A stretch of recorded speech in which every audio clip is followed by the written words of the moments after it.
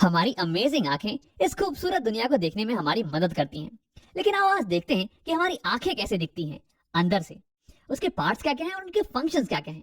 तो अगर मैं इस चेहरे को छुपा दूं तो तुम्हें आंख कुछ ऐसी दिखने वाली है, एक बॉल के शेप में, और इसे हम बुलाते हैं आई बॉल।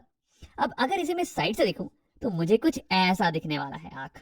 हाँ, ये हो गया बॉल वाला पार्ट, ये हो गया कलर्ड वाला पार्ट, और इसके ऊपर आंख ये थोड़ी उभरी होती है बाहर के साइड में, थोड़ी कॉन्वेक्स शेप की होती है।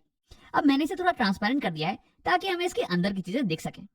अब आप बात करते हैं इस कलर्ड वाले पोर्शन के बारे में। तो इसे हम बुलाते हैं आइरिस। तो जब भी तुम किसी की आंख के कलर के बारे में बात कर रहे हो ना, तो असल में तुम उसके आइरिस के कलर के बारे में बात कर रहे हो। अब अलग अलग लोगों की आइरिस की कलर अलग अलग होती है। अब ऐसा क्यों होता है यार? तो देखो, जब भी हमारी आंखों पे लाइट पड़ रही होती है, व्हाइट लाइट, तो ये जो आइरिस है ना, इसके अंदर एक पिगमेंट होता है जो कि लाइट की एक पर्टिकुलर कलर को रिफ्लेक्ट करता है। अब इस आइरिस का पिगमेंट ये ग्रीन कलर की लाइट को रिफ्लेक्ट करने वाला है, और इसलिए हमें ये आइरिस ये ग्रीन कलर की दिखती है। अब अलग अलग लोगों की आइरिस में जो पिगमेंट होता है ना, वो अलग अलग कलर की लाइट को रिफ्लेक्ट करता है। जैसे कि यहाँ देखो, मेरे दोस्त की आइरिस ये ब्राउन कलर की है, और ऐसा इसलिए क्योंकि इसकी आइरिस का पिगमेंट ये ब्राउन कलर को रिफ्लेक्ट कर रहा है, और इसलिए हमें ये ब्राउन कलर की दिख रही है। अब इस आइरिस के बीच में तुम्हें एक ब्लैक कलर का स्पॉट दिख रहा होगा। अब सभी की आंखों में ये स्पॉट ये कॉमन होता है, तो इसे हम बुलाते हैं प्यूपिल। आओ उसे लिख लेते हैं। और ये एक छेद है, ये एक होल है जिसके थ्रू लाइट एंटर कर सकती है हमारी आंखों के अंदर। देखो, जो भी लाइट रेस आइरिस पे पड़ रही थी ना, वो या तो रिफ्लेक्ट हो जाएंगी या तो अब्सॉर्ब हो जाएंगी। लेकिन जो लाइट रेस इस ब्लैक स्पॉट पे, इस छेद पे पड़ेंगी ना, वो अंदर चली जाएंगी, कुछ ऐसे। और फिर ये अंदर जाके हमारी आंखों के अंदर इमेज बनाने वाली है बाहर की चीजों की, और इसी की मदद से हम बाहर की चीजों को देख पाते हैं। अब देखो, आइरिस का एक और इंपॉर्टेंट काम है कि वो इस छेद की साइज को कंट्रोल करता है, इस प्यूपिल की साइज को कंट्रोल करता है। देखो, जब बाहर दिन का टाइम हो रहा हो, दोपहर का टाइम मान लो, तो बहुत रोशनी होने वाली है, तो उस टाइम बहुत ही लाइट रेस तुम्हारी आंखों के ऊपर पड़ने वाले हैं। अब अगर बहुत सारी लाइट रेस तुम्हारी आंखों के अंदर एंटर कर गए, तो वो आंखों के सेल्स को बर्न कर सकते हैं, उन्हें डैमेज पहुंचा सकते हैं। तो इसे बचाने के लिए आइरिस दिन के टाइम ये प्यूपिल को छोटा कर देता है, कुछ ऐसे, ताकि कम लाइट रेस हमारी आंखों के अंदर जाएं और फिर भी हम अच्छे से देख पाएं बाहर की चीजों को। लेकिन शाम के समय जब बाहर की रोशनी बहुत ही कम हो, तब तो हमें ज्यादा रोशनी चाहिए होती है बाहर की चीजों को देखने के लिए। तो उस टाइम आइरिस इस छेद को, इस प्यूपिल को बड़ा कर देता है, कुछ ऐसे, ताकि अब ज्यादा लाइट रेस हमारी आंखों के अंदर जाएं और हम बाहर की चीजों को क्लियरली देख पाएं।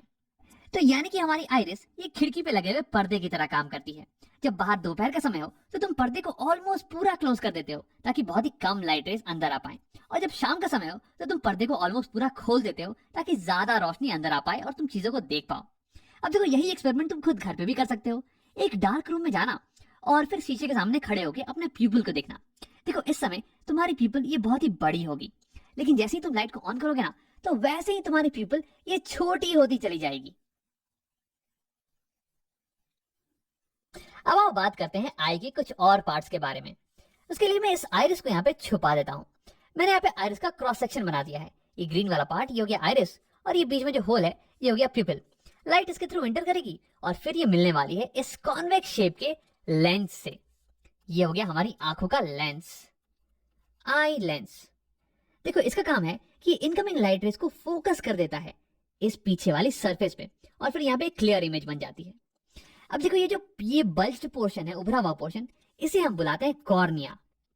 इसे हम बुलाते हैं कॉर्निया। लाइट रे जब हमारी आंखों पे पड़ती हैं तो सबसे पहले ये कॉर्निया से ही मिलती हैं, उसके बाद ही अंदर जाती हैं। अब देखो, कॉर्निया और लेंस के बीच का पोर्शन ये भरा हुआ होता है वाटर से। वैसे 99.9% वाटर होता है, 0.1% कुछ विटामिन और प्रोटीन्स वगैरह होते हैं, और इस पोर्शन को हम बुलाते हैं aqueous humour. Aqueous humour, aqueous का मतलब हो गया वाटरी, क्योंकि ये मैक्सिमम वाटर का ही तो बना हुआ है। अब देखो, कॉर्निया और ये लेंस ये दोनों ही कॉन्वेक्स शेप की हैं, तो ये दोनों मिलके हमारी आंखों की कन्वर्जिंग लेंस सिस्टम बनाती हैं। ये दोनों मिलके इनकमिंग रेस को कन्वर्ज करती हैं, ताकि कि एक शार्प इमेज हमें इस पीछे वाले सरफेस पे मिल जाए। अब देखो, मैक्सिमम रिफ्रैक्शन ये कॉर्निया पे ही होता है, क्योंकि जो लाइट रेस एंटर कर रही है ना, वो एयर से आ रही है, और फिर कॉर्निया के बाद में वाटर का सिस्टम। तो यानी कि यहाँ पे maximum change in refractive index होता है, और इसलिए लाइट की मैक्सिमम बेंडिंग ये कॉर्निया के ऊपर ही होती है। उसके बाद लाइट रेस प्यूपिल के थ्रू लेंस पे हिट करती है। अब लेंस जो है ना, ये हल्का एडजस्टमेंट प्रोवाइड करता है इन लाइट रेस को, ताकि ये लाइट रेस कंप्लीटली फोकस हो जाए इस पीछे वाले सरफेस के ऊपर ही, और यहीं पे एक फोकस्ड इमेज हमें मिले। अब देखो, इस पीछे वाले सरफेस को इसे हम बुलाते हैं रेटिना। अब अगर इस रेटिना के ऊपर हमें एक फोकस इमेज मिले ना, तो हम उसे क्लियरली देख पाएंगे, उसे क्लियरली रीड कर पाएंगे। लेकिन अगर एक फोकस इमेज नहीं मिल रही है तो हमें बाहर की चीजें धुंधली नजर आने वाली हैं। तो यानी कि रेटिना ये एक स्क्रीन की तरह काम करता है, एक पर्दे की तरह, जिसपे की इमेज बन सके। अब देखो, तुम ये सोच रहे होगे कि अगर इस पे इमेज बन जाए तो हम इसे कैसे देख पाते हैं। तो ऐसा इसलिए क्योंकि रेटिना जो है ना, ये लाइट सेंसिटिव सेल्स से बना हुआ है। यानी कि उस पे अगर इन सेल्स पे अगर लाइट पड़े तो ये सेल्स एक्टिवेट हो जाते हैं, ये लाइट को फिर इलेक्ट्रिकल सिग्नल्स में कन्वर्ट कर देते हैं। और फिर यहाँ पे क्या होता है, रेटिना पे कुछ नर्व्स होती हैं, ऑप्टिक नर्व्स, जो कि इन सिग्नल्स को, इलेक्ट्रिकल सिग्नल्स को ले जाती हैं हमारे ब्रेन के पास।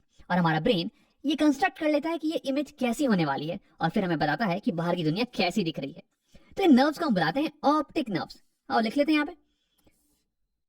अब देखो, रेटिना और लेंस के बीच का जो पोर्शन है ये भरा हुआ होता है एक जेली लाइक मटेरियल से। इसे हम बुलाते हैं विट्रस ह्यूमर। विट्रस का मतलब हो गया ग्लासी। अब ये ग्लास की तरह कठोर तो नहीं, बल्कि ग्लास की तरह ट्रांसपेरेंट जरूर है, ताकि लाइट इससे पास कर सके। अब देखो, इसका फंक्शन ये होता है कि ये हमारी आई बॉल को सपोर्ट प्रोवाइड करे। अब अगर विट्रस ह्यूमर नहीं होता तो आई बॉल ये स्फेरिकल तो नहीं रह पाती, ये तो पिचक जाती ना। तो यहाँ हमारे पास हो गया एक्वस ह्यूमर, जो कि वाटरी है, और ये कॉर्निया और लेंस को न्यूट्रिशन प्रोवाइड करता है। और यहाँ पे विट्रस ह्यूमर ये जेली लाइक है, और ये हमारे आई बॉल को सपोर्ट प्रोवाइड करता है। अब हम एक आखिरी चीज के बारे में बात करते हैं, इन फाइबर लाइक मटेरियल्स के बारे में जिन्होंने हमारे लेंस को पकड़ रखा है। इन्हें हम बुलाते हैं सीलरी मसल्स। अब देखो, ये सीलरी मसल्स ये हमारे लेंस के शेप को बदल सकती हैं।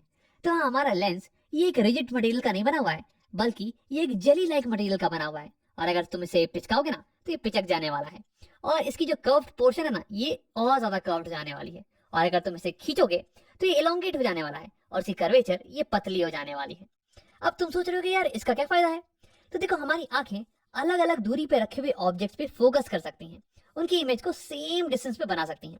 अब ऐसा करने के लिए हमारे लेंस के पावर को चेंज होना पड़ेगा, और ऐसा करने के लिए हमें अपने लेंस के कर्वेचर को चेंज करना पड़ेगा, और वही करने में मदद करती है हमारी सीलरी मसल्स। अब उसे और थोड़ा डिटेल में समझते हैं। तो केवल फोकस करते हैं हमारे लेंस पे। अब मान लो कि तुम किसी दूर रखी हुई ऑब्जेक्ट को देख रहे हो। तो दूर रखा हुआ ऑब्जेक्ट है, तो इसलिए उससे जो इनकमिंग रेस होंगी ना, इंसिडेंट रेस, ये ऑलमोस्ट पैरेलल होने वाली है।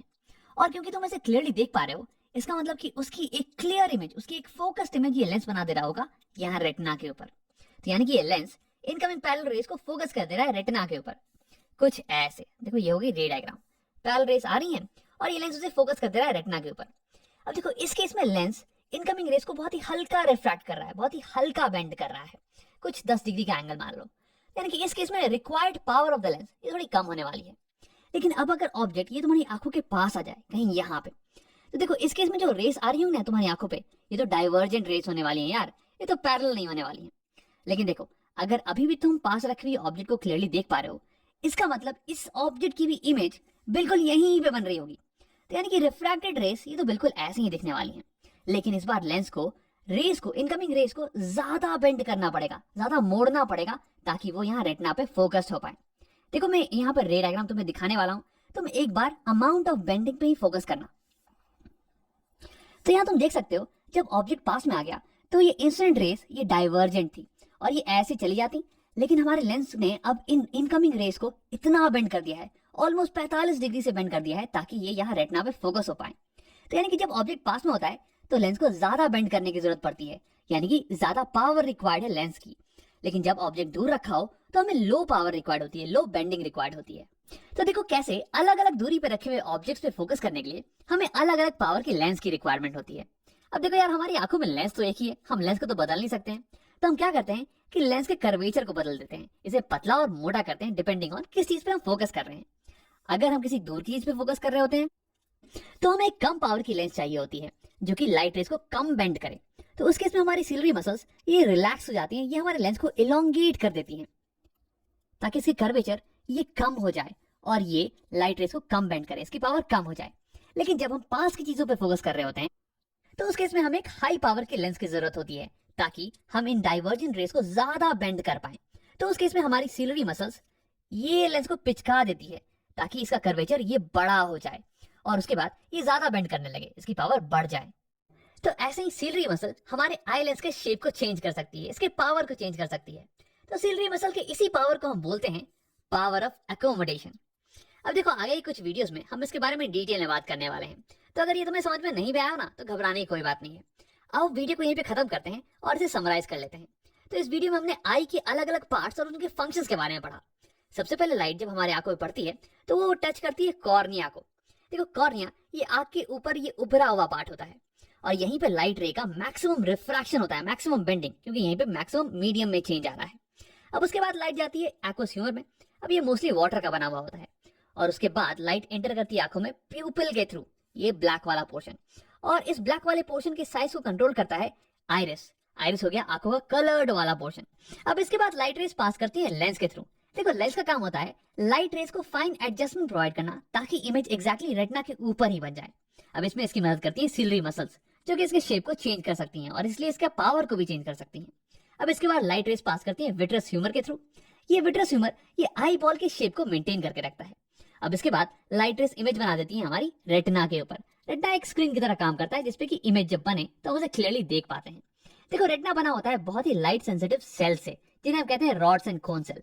जब लाइट इन पे पड़ती है तो ये एक्टिवेट हो जाते हैं और ये लाइट को कन्वर्ट कर देते हैं इलेक्ट्रिकल सिग्नल्स में और ये सिग्नल ऑप्टिकल नर्व्स के थ्रू हमारे ब्रेन तक पहुंच जाते हैं और फिर हम बाहर की दुनिया को देख पाते हैं।